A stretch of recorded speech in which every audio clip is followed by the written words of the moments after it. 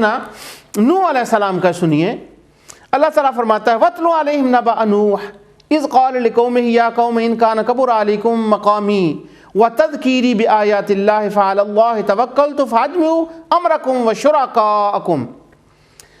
اور آپ ان کو نوح علیہ السلام کا قصہ پڑھ کر سنائیے جبکہ انہوں نے اپنی قوم سے فرمایا، اے میری قوم، اگر تم میرا رہنا اور احکام الہی کی نصیحت کرنا تم کو بھاری معلوم ہوتا ہے تو میرا تو اللہ پر بھروسہ ہے، تم اپنی تدبیر اپنے شرکاء کے پختہ کر لو، پھر تمہاری تدبیر تمہاری گٹھن کا باعث نہ ہونی چاہیے۔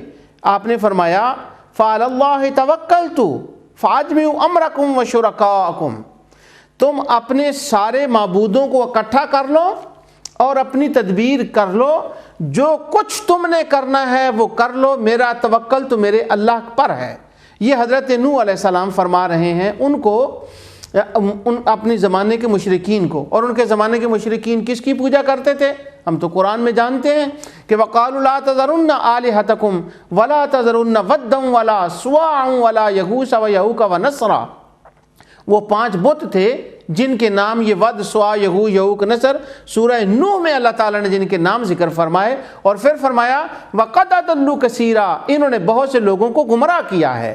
اب گمراہ کرنے والے صالحین نہیں ہوتے، بت ہوتے ہیں، شیطان ہوتے ہیں، جنات ہوتے ہیں، شیاطین ہوتے ہیں۔ تو معنی یہ نکلا کہ جن کی تم پوجا کرتے ہو فَأَجْمِعُوا شُرَكَاءَكُمْ، ان کو جمع کر لو، بلا لو، اور میرا توکل اللہ پر ہے، یہ میرا کچھ نہیں بگاڑ سکتے۔